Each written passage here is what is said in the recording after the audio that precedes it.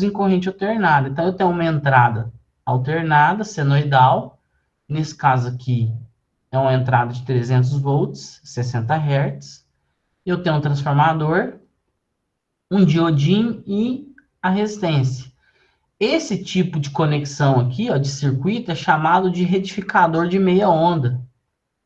Retificador de meia onda. Por quê? Porque eu tenho um sinal alternado aqui na entrada. Eu vou pegar esses 300 volts e vou rebaixar ele aqui.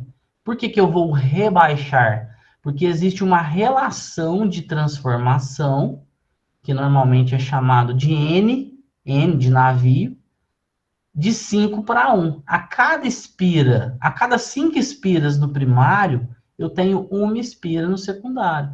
Então, eu tenho uma relação de rebaixamento. Eu tenho um transformador step down, né? É um transformador rebaixador. Então, se eu tenho 300 no primário, RMS, no secundário eu vou ter 5 vezes menos. Então, 300 dividido por 5 vai dar 60. Então, no secundário, eu vou ter uma tensão RMS de 60 volts. Essa tensão de 60 volts é o valor RMS. A gente tem tensão no primário, RMS, root mean square, né, o valor eficaz, é igual a 300. A relação de transformação, ela é a tensão no primário pela tensão no secundário. Então, a tensão no secundário é igual à tensão no primário dividido pelo N. O N é basicamente tensão no primário pela tensão no secundário. Então, é 5 para 1, 5 vezes, né? 5 dividido por 1. Então, o N é 5 vezes aqui. Transformador step down. Então, nesse caso, eu tenho que 300 dividido por 5 vai me dar 60 volts. Aqui, lembrando que é o valor root mean square. Root mean square. Beleza. Aí, esse valor é o RMS. O sinal, ele estava lá em 300, alternado, positivo e negativo. Função senoidal, né? VP seno de ômega t. Isso aqui é a representação da função senoidal. Isso aqui é no primário. No secundário, eu vou sair com um sinal menor, 5 vezes menor, com a mesma frequência. Aqui não está em proporção, né? Eu só estou desenhando mais ou menos. Então, aqui eu teria um valor RMS aqui de 300. Aqui eu teria um valor médio quadrático RMS de 60. Aí, o que eu quero achar? Eu quero achar o valor de pico do secundário. Tensão de pico do secundário vai ser igual a tensão RMS no secundário vezes raiz de 2. A relação do valor de pico com RMS é raiz de 2 vezes. Então, VP no secundário vai ser igual a 60 vezes raiz de 2. Vai me dar aqui 84,85 volts. Então, achei o valor de pico, né? Esse valor de pico aqui, ó. Aqui eu tenho 60, aqui eu tenho 84,85 volts. Desse sinal do secundário. O exercício ele me pediu a corrente máxima na carga, a tensão média na carga, a especificação de PIV e a frequência. Então, veja bem, a frequência aqui de entrada é 60 Hz. O sinal de entrada é um sinal alternado. O sinal de entrada é um sinal alternado de 300 volts RMS, que foi rebaixado para 60, e aí passa por um retificador de meia onda, né? Aqui no meio do caminho a gente tem um retificador de meia onda com diodo, e aqui na saída eu vou ter um sinal assim, ó, de meia onda. Eu ceifo o sinal negativo, ó, eu elimino a parte negativa, deixo passar só a parte positiva. Aqui eu tinha um sinal bipolar, mais e menos. Aqui eu tenho um sinal pulsante unipolar, apenas positivo.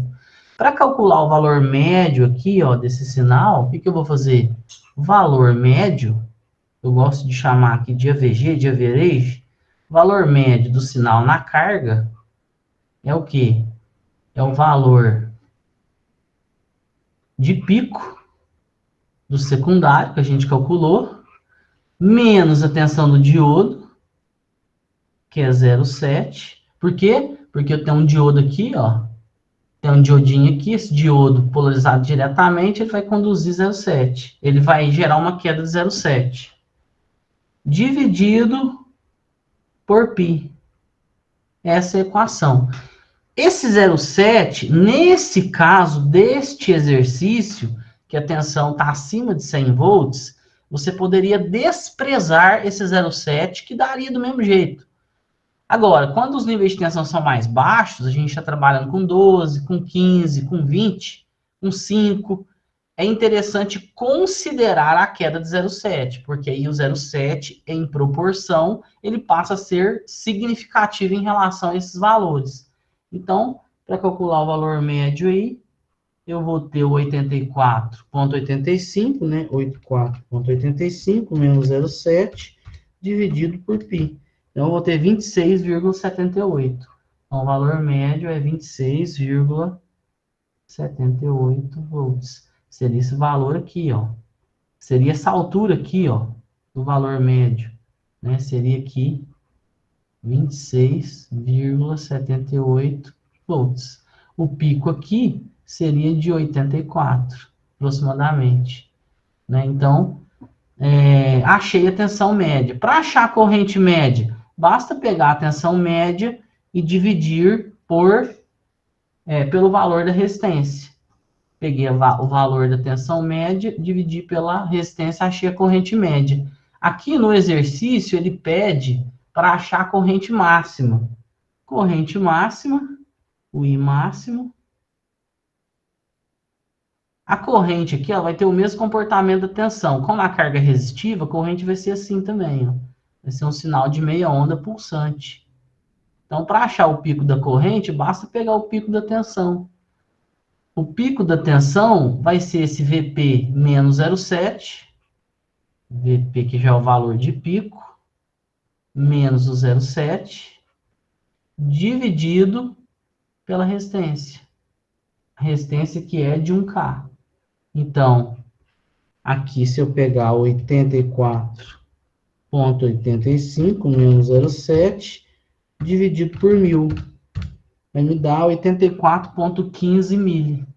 84,15 miliamperes.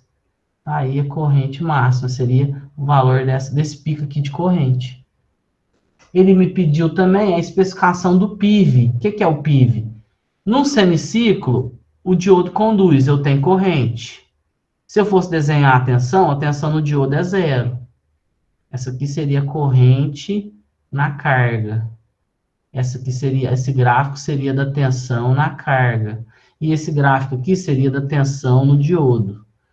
No semiciclo positivo, o diodo conduz, a tensão é 0. No semiciclo negativo, o diodo não conduz, a tensão vai aparecer toda em cima do diodo. Então, a tensão reversa é o valor de menos Vp.